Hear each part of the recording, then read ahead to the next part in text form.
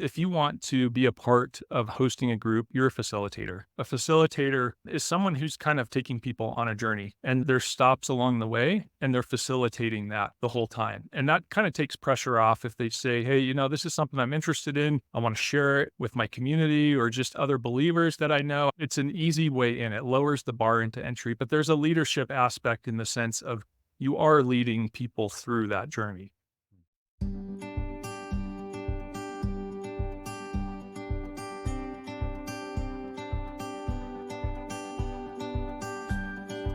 Hey friends, welcome to the 1000 Houses podcast, where we encourage and equip households to make disciples in and through the home. Every episode, you'll hear interviews, teachings, and conversations around what it looks like to turn your home into a hub for mission, community, and discipleship. If you'd like to learn more about what entering into a season of coaching might look like for you and your household, visit 1kh.org for more info. Let's jump into today's episode. Hey, everybody. Welcome back to the 1000 Houses podcast. So we are going to be doing some more interviews in the coming months for this podcast. And I've been really gathering different episodes that I really think are important. And I want to start with this one because this is like absolutely key. And so Chris Knopping is joining me here. We're going to have a conversation. Chris is in Denver, Colorado. Thanks for joining me today, Chris. Yeah, great to be here. Yeah.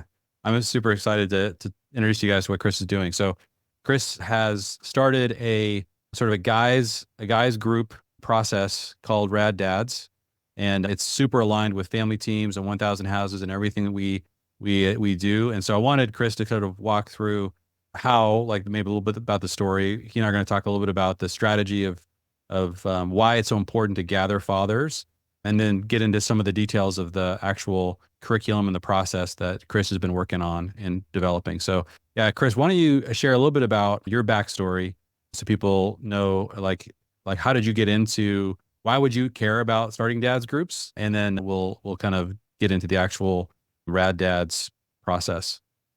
Yeah, for sure. So I've been a father for about 12 years now. And this goes back, I would say, to the beginning of that. I just remember when I became a father, I was wrestling with what I felt my heart was aligned with and what the culture had really been saying about fatherhood.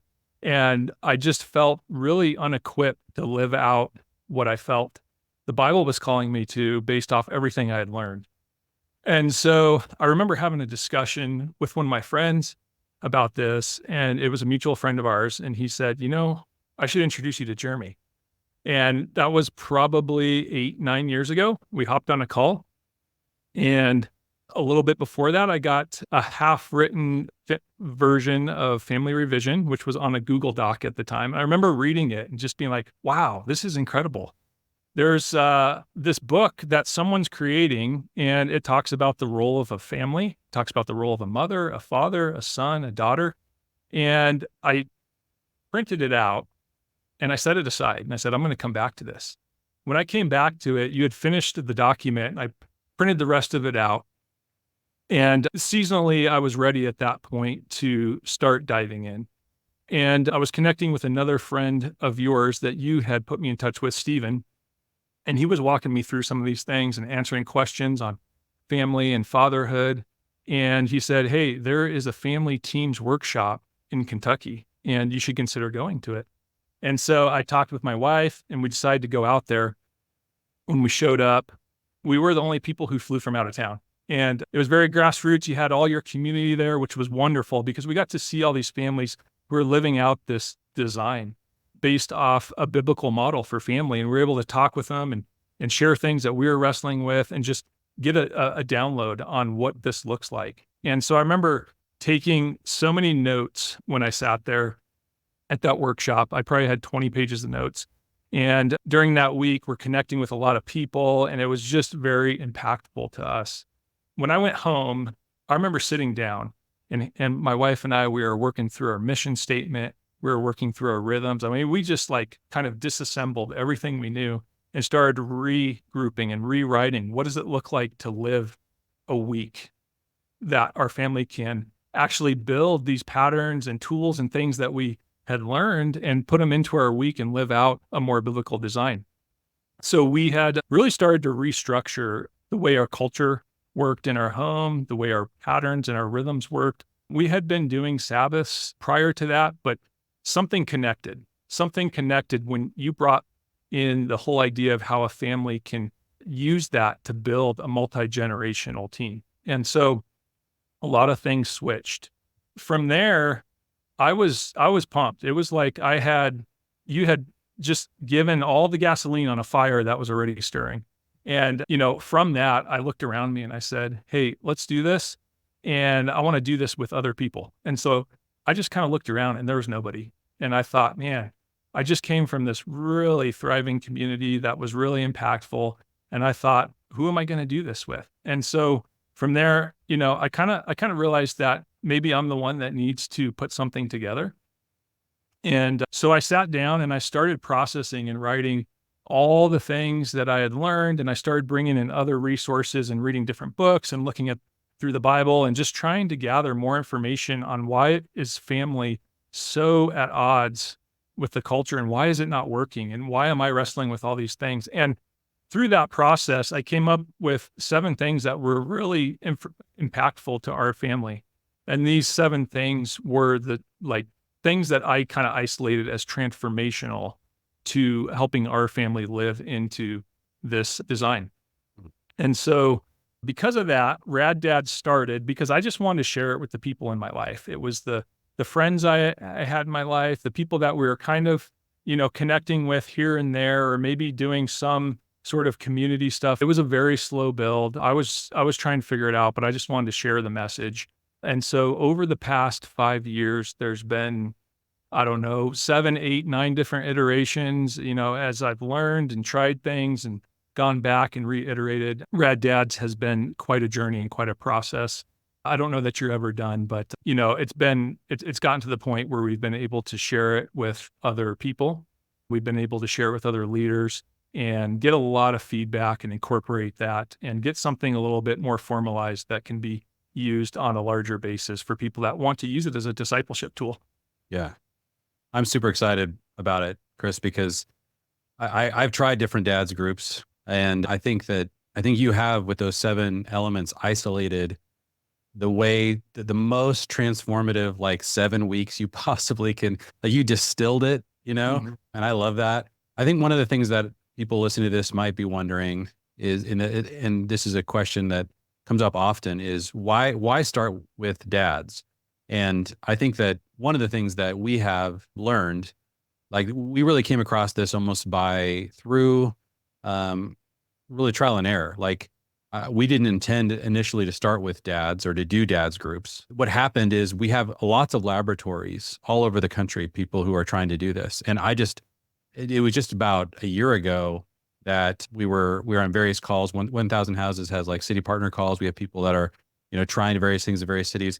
And in the midst of a call, we all made the observation that in the cities where there was an intentional effort to gather and train fathers, this would take off.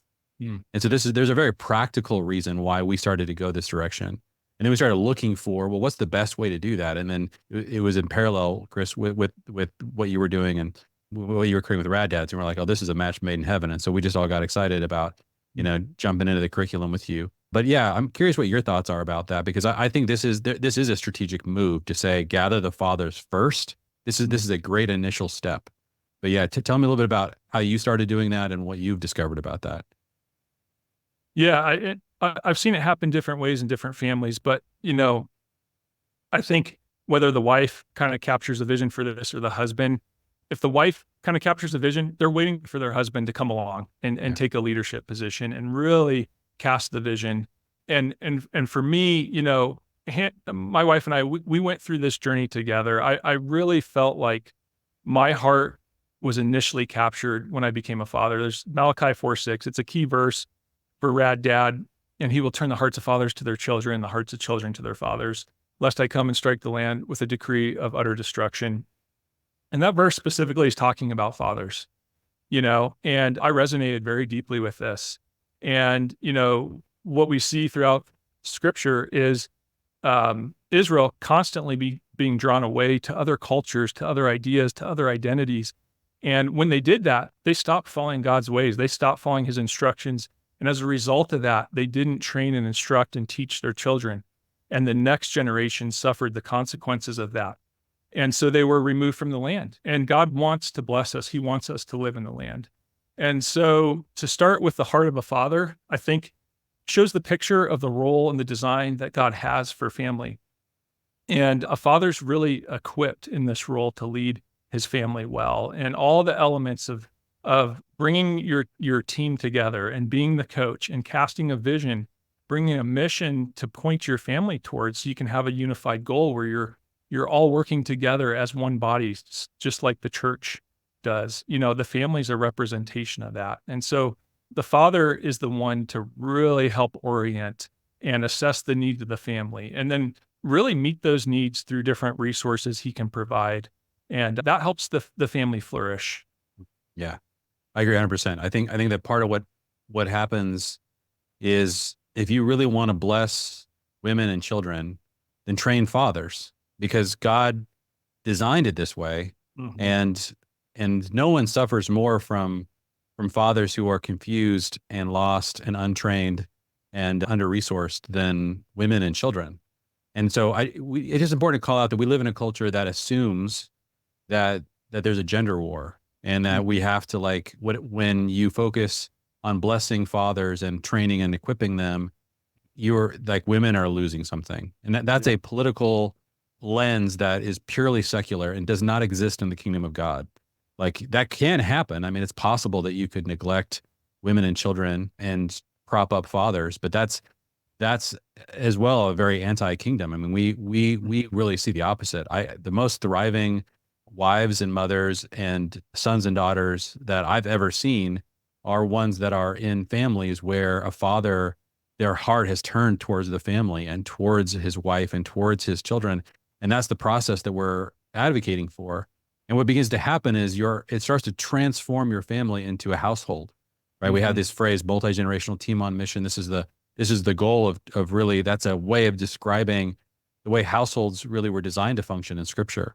And so one of the things that happens when you go through, the 7-step process, or really get infused with these 7 themes, and you begin to develop skills around them, mm-hmm. you start to, your family, you will discover your family will start to transform into a household. And really, like what I've been trying to figure out for, almost 20 years now, is how to do that. Like, how do you help a family that is really excited to follow the Lord and be discipled? How do you equip them to become a household? So there's a couple of things I want to kind of dive into, just to get into some of the details of what you guys do with Rad Dad. So first, Chris, I'd love for you to walk me through an evening. So we've all been at Bible studies, and we've all been in small groups. Okay. So this is a 7-week, I think, process, or 7 sessions. So what is, and you can tell us what those themes are, but I would love for you just to kind of take me through what a typical night would look like in a Rad Dad's group. Yeah. There's a lot of work that goes into getting to that point as far as this assembling a group. But once you're there, I like to think of this as a discipleship program. What we say is, if you want to be a part of hosting a group, you're a facilitator. A facilitator is someone who's kind of taking people on a journey, and there's stops along the way, and they're facilitating that the whole time. And that kind of takes pressure off if they say, hey, this is something I'm interested in. I want to share it with my community or just other believers that I know. It's an easy way in. It lowers the bar into entry, but there's a leadership aspect in the sense of you are leading people through that journey. So when the guys get together, we have kind of a time where we connect with everyone. Sometimes, like for the first group, not everyone knows each other, but I've seen a particular rhythm. Guys connect, they start talking about things in their lives. Usually they're in some similar season, or there's some way that they're connecting. From there, we pray together, and then we jump right into the content. There's a lot to go through each week. So we'll spend about 1.5 hours to 2 hours.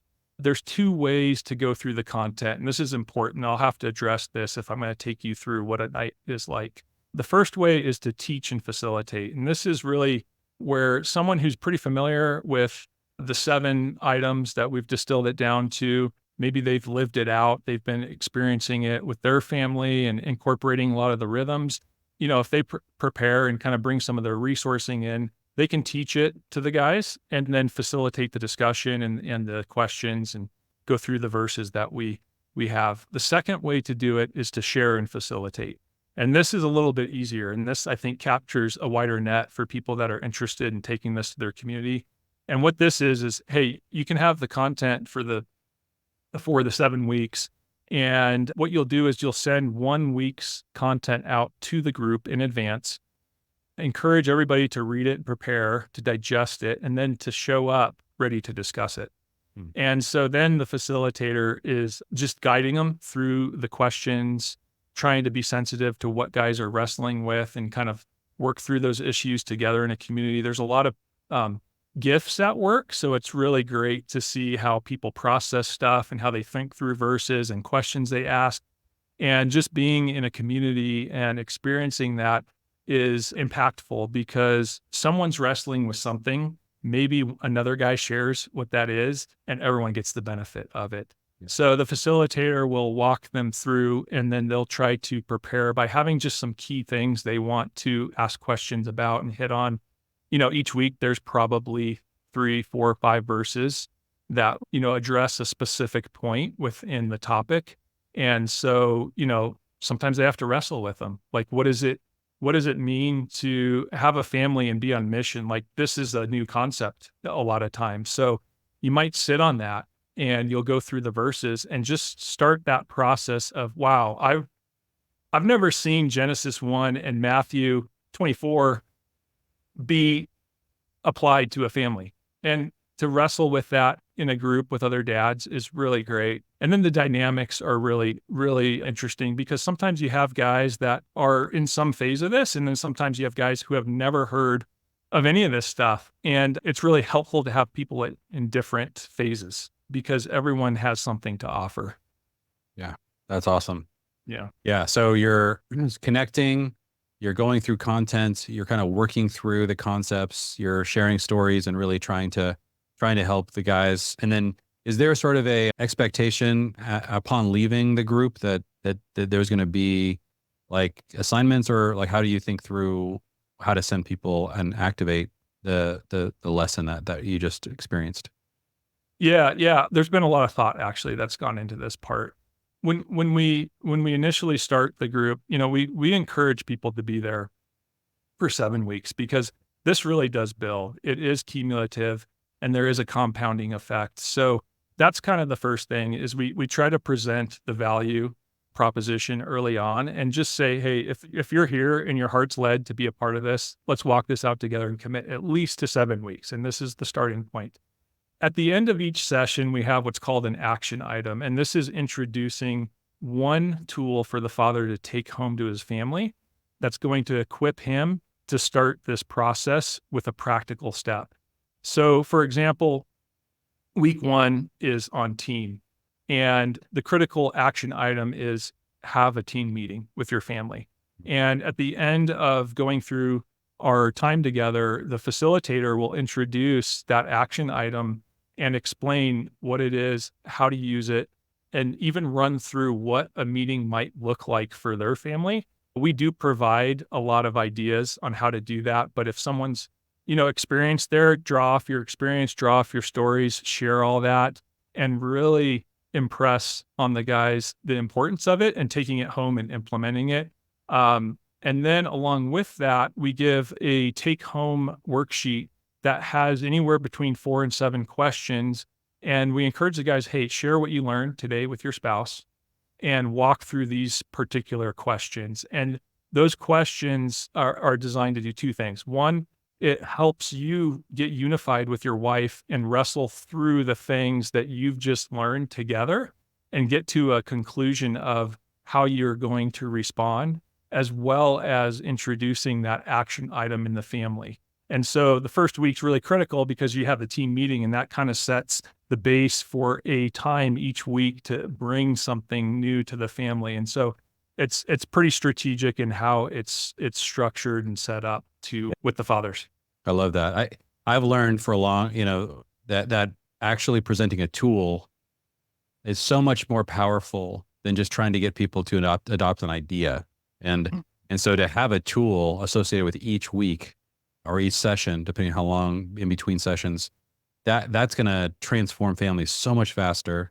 It also gives, when you're talking to your wife through those 7 questions, which I love that too. I think it's so important to bridge that gap so that you are leading her and not sort of, you're not just sort of dictating where this is going. Like, it's critical that you do this together, but we need to equip the father to lead his wife in a way where she can fully participate in, and then what you're really talking about primarily is, do we want to basically implement this tool into our family? Well, let's try it. Let's see what we think. Like, what did you think of that? Let's do a team meeting. And so I love that way of approaching really transforming a family culture is primarily through tools and rhythms and habits, as opposed to just abstract ideas, which can just, when faced with a culture that is telling you the opposite in so many ways, it's almost impossible to watch families transform through sort of head knowledge alone. So that's awesome. So Chris, I'd love you to talk about the setup of the group. You mentioned that, so you're trying to get a commitment from people, and in Denver, you guys have also multiplied. So kind of talk me through, like, if I'm wanting to lead a group, let's say I'm in a church and I know that there's men that would love this, that their hearts are really towards there. They want to lead their families well, but they've just had this burden of be a spiritual leader, put over them. And they're like, okay, I have no idea what that is. My dad didn't do that. Like, this is, I feel terrible for guys who just get like a religious burden put on their shoulders of a role that they've never played, and then nobody helps them figure it out. So let's say that they're like, oh my gosh, yes, I would love to have a group of guys. So yeah, what's the best way to like set this up for success? And then I'd love for you to talk about, is there a way to set this up so that it does spread the way it's spreading in Denver? So, but yeah, first of all, yeah, how do you set up a group? Yeah, as far as casting the vision, I think this is a big part of it, because the thing is like, a father has to be compelled with a bigger vision to actually turn his heart towards his family. And so if that message is strong enough and it connects, which I believe it is, just most people have not spent the time or know or have heard where, there's not a lot of people sharing this message. And so, one of the things Rad Dad does is it sets a vision for fathers to embrace their role of fatherhood. And so, we do that by breaking down kind of what went wrong, what the problems are, the things we're all facing day to day, and then we provide a solution on what would be better. And the Bible has all these solutions. So that's where we go. That's the source. And then from there, we equip fathers with the tools to carry this out. So it's twofold. It's the vision, and then it's the tools to actually carry it out. And there's a lot of encouragement in the community to actually help you throughout this process. So the 7 weeks allows fathers to really connect with each other over this time. And it's almost like an accelerator, a launch. And out of that, typically you'll see, where the fruitful areas are. And, I mentioned there's seasons where things connect. That's been my experience, and that's been my experience with guys. And where there's fruit, we really want to build into that and take the next steps. Right. Awesome. Yeah, I think that's critical. Cast the vision. I love that connection. Vision, tool. I mean, that's how transformation. Your mind is transformed. You believe and you repent. It's like you do something differently. You start acting different, and that's when transformation really occurs. It's that 2-step process. Okay, so you have a guy. He's casting the vision. People are beginning to want to do this, so they're getting the group. The commitment's 7 weeks, so pretty obvious. Like, and you said, like, it's a cumulative process. So make sure that you can commit to the 7 weeks. Like, we want to be a community together going through this process. And then once people have gone through the process once and that they start to implement these things into a family, then there becomes, one thing that I love about this process is you've made it simple enough. You've got enough resourcing around Rad Dads that it seems like quite possible for somebody to immediately or very quickly after having gone through a group, facilitate a group themselves. Yeah. So how does that, how has that worked out for you guys in terms of just multiplying the tool itself? Well, I think there's a couple nuances to this because one is there's kind of all the people that are involved through the family teams network that are already familiar and have touch points with elements of all this. And certainly it's great for those guys because it's further reinforcement and in some ways it's further training. And it's also helpful because, when one person takes an information and they recast it through a different lens, sometimes it connects differently with someone. And there's some elements that we get into that add that are new, but also relevant to the whole family concept here. So if it's a dad that's already, connected to this, yeah, he can really go through this and accelerate additional, we'll say like you can level up your family pretty readily and pretty quickly. And it just helps you connect with it in a short way. If it's a new dad and he has not really thought through much of this before, I will say that is a bit more of a journey. And I've seen, depending on the father and the things that they do need to, repent from, like I haven't led my family, my family won't let me lead because I haven't. How am I going to step into this role? Like these sometimes are things that have to be healed and we address. And, the great thing is you can have both types of guys in a group. So the father who has not connected on this, 7 weeks is really the start of a journey. They will implement part of it and they will receive some healing if they take it seriously.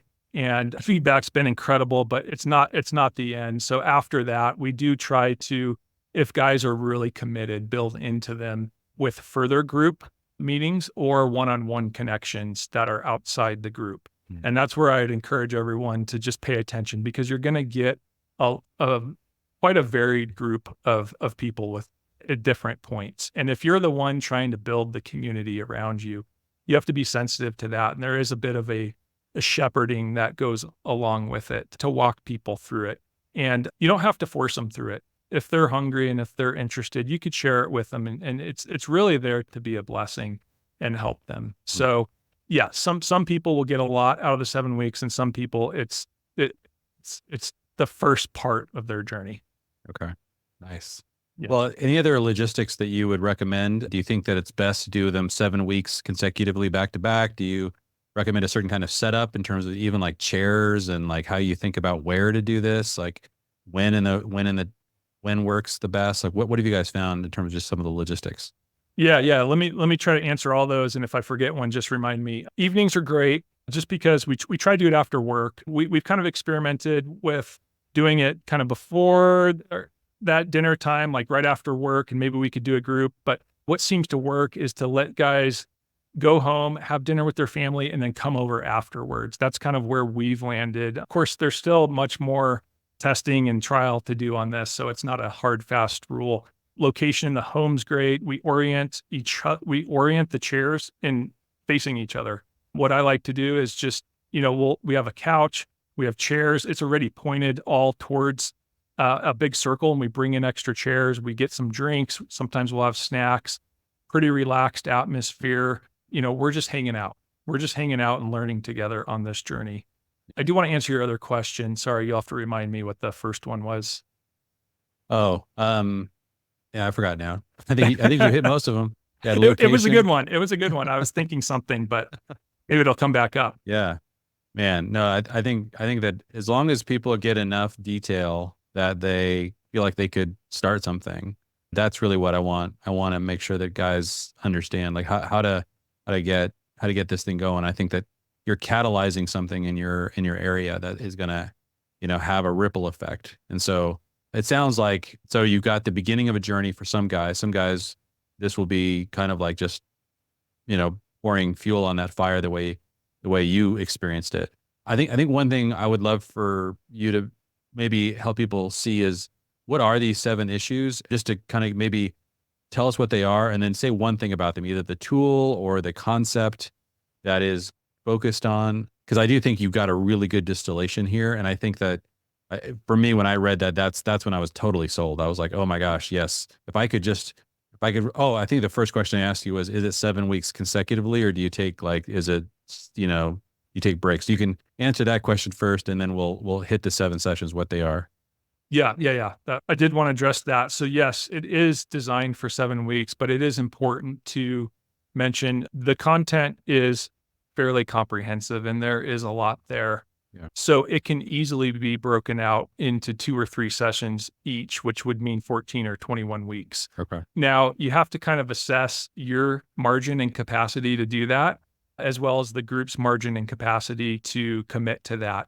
So this is where I've tried to get the concepts out quickly, look for the fruit, and then pour in further into guys beyond that. And this is the discipleship method that I like to employ. And, when you find someone, you're building into them and you're encouraging them to then take it and share. So, I'd be curious to hear how people use this. I always am. I always want to get feedback. We're going to be doing coaching calls, learning from guys. I mean, I have been doing that, but we're going to do it on a bigger scale and more regularly to just learn from each other. And then I'll jump into the 7 weeks here. I mentioned week 1 is on team. That's really learning how the family operates best as a unified team versus a collection of individuals. I mean, you hit this point hard on family teams, but really releasing the father in his leadership role. The coach is the connection, but all the giftings and wiring and the role of a father is to do these things. The tool for that week is the team meeting. Week 2 is mission. And this is just one, discovering like, hey, God's given us a mission and you have a family and you're going to carry it out as a family. But then from there, like your family has unique gifts and tools and talents to then go take that mission on. And not only do you get this mission, but you have the privilege and enjoyment of sharing it with the next generation and so on. And so this is like mind blowing when a father realizes that he can actually have something that outlasts him. Now the vision becomes more compelling than everything else that they've heard their whole life. Week 3 is identity. And this has been such a game changer. This really starts with the heart of a father and like where guys are wrestling, like who God says they are and understanding sonship, because every father's a son. And when they connect with that, then they can better communicate to their children their identity and start building and shaping their children in who God says they are. The action item there is starting a spiritual rhythm in the home, but also there's a list of probably 70 verses about identity building verses about who God says you are. And what we do is we give every guy a copy of this and we say, hey, start teaching your children who God says they are. And really powerful tool. I didn't mention week 2's tool, but that's create a mission statement. That was for mission. Back to week 4 is on culture, and that's identifying your family's values and comparing your current value system that you actually believe in whole and comparing it to the value system that you actually are living out in your household right now. And where there's a contrast, let's confront those, assess them, and readdress them and make sure those values align with the ones you hold, and then start building a culture and designing one that represents a biblical culture. And, we get into like what culture creation is. A culture creates trust, belonging, and purpose for each person in the household. So a father gets to do this. This is exciting. Like this is a role we get to do. The tool for that week is through your family's values. I think you guys use the word pillars. There's very similar idea there. Week 5 is training. And this is, there's a couple things here. One, it's being released as a father to really go make disciples of your children. Like this was critical for me because I had so much training and language around discipleship being missionary based my whole life. And at some point, I just felt like disconnected and I felt released to really pour into my children in a way that I didn't know existed. And so we hit that and we just say, hey, make disciples, because you're going to actually train your kids in discipleship and they're going to go out and make other disciples. And then we also just get into training period, like the most underutilized tool in a father's tool belt, but yet the most effective tool. Yeah. And just how we can actually use that and take it home. And man, this one thing alone can transform a family. So amazing the way God designed all this. Week 6 is rhythms. And that is syncing up with God's already designed rhythms that he put into creation and how we can actually mirror and align with that to help our families flourish, to incorporate all the tools and things that we have learned over this time together. We say, all right, here's a week. Here's how we can actually break the week into manageable segments. And here's a good way to incorporate these tools throughout the week. So it's very, there's a system involved that's helpful. And then the final one is rest. And that's where we like to end because, week 7, we talk about rest. We introduce Sabbath, doing an epic meal with your family, and how that creates a culture that can lead to a multi-generational family. And so we dive into that very delicately, but in a great way that's very compelling. And it really, how I like to describe that is it's a rediscovery of what God's always intended for us. And it points a picture of the gospel every week to our children. It gives us an opportunity to bless our family, to bless our wife, to bless God, to bless our children. I mean, it's really hard to say no to it when you understand it in the intention of the way God's designed it. Awesome. Well, I'm sure as you guys are hearing that list, I'm like, imagine what would happen if all the families in your church or in your area got a hold of this and the fathers were leading in these 7 areas. Wow, what a journey. So you're taking, I love the idea of like repeating and having this as a regular, like, all right, I've gone through this once, now I've gone through it twice, now I'm leading it, so I'm going through it again, now I'm leading it, I'm going through it again. And now I'm building up my skill in all 7 areas.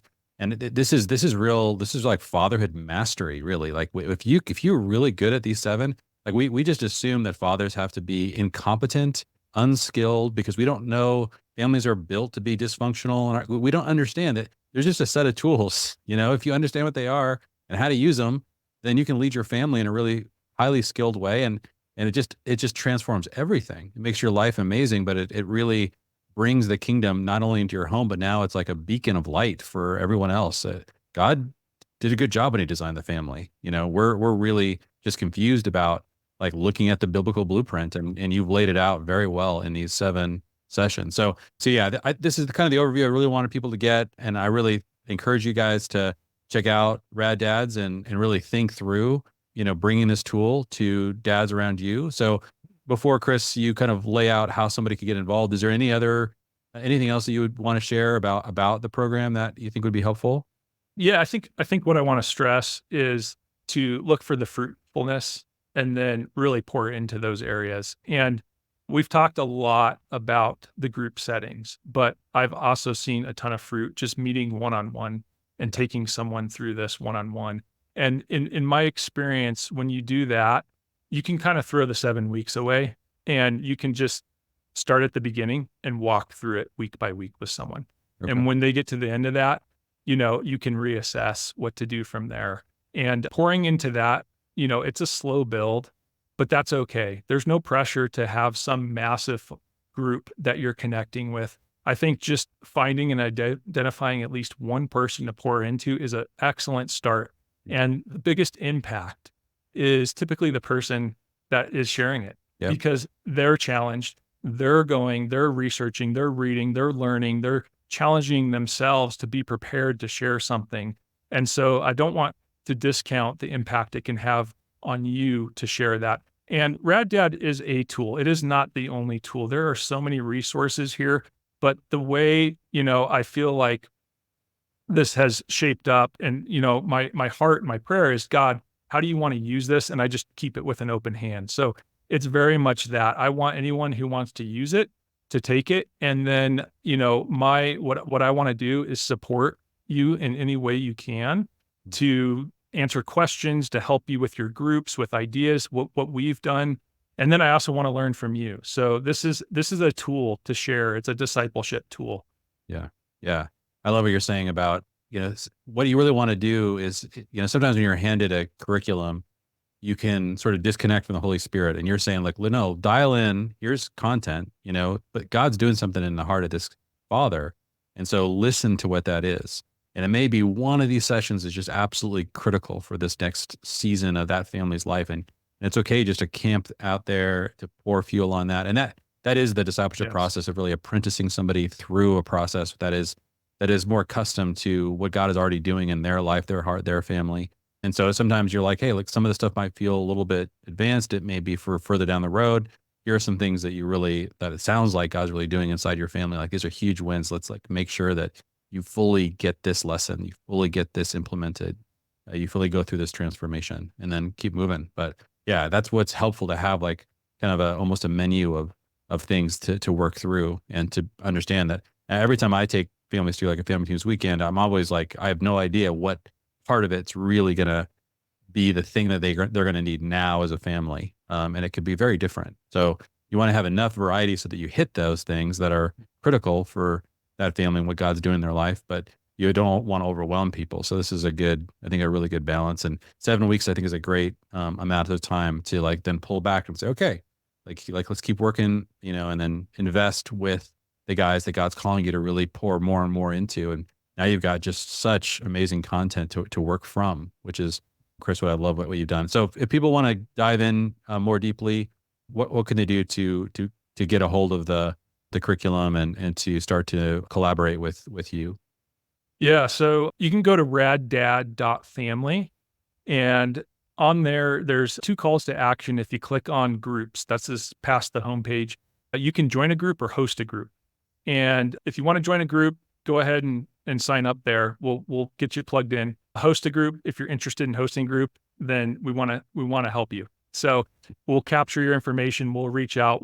We're in the process currently. I mean, we're recording this in May of 2024, but we're in the process of, getting the website launched and figuring out a lot of things within it and how to connect guys in different states and cities and stuff. So this is a process. We're also going to have online groups on there as well. So if there's not a group in your area and you want to be a part of it, we'll try to hook you up with an online facilitator.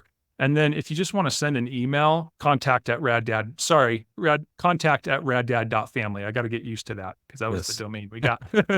Awesome. So Rad Dad, singular, right? raddad.family. Yes, that's it. Yep. Is the URL. Okay.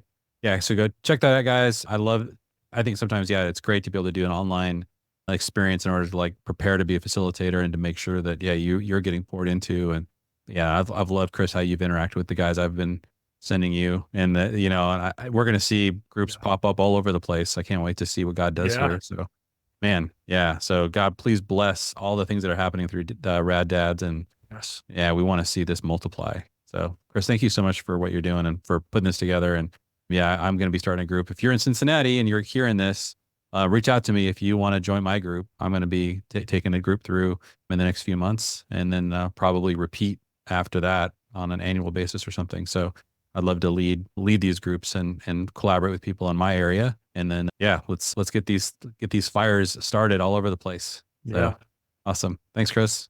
Yeah. Thank you. Well, friends, thanks for listening to today's episode. If you'd like to learn more about 1,000 Houses or discover what a season of coaching might look like for you and your household, visit 1kh.org. We'll see you for the next episode.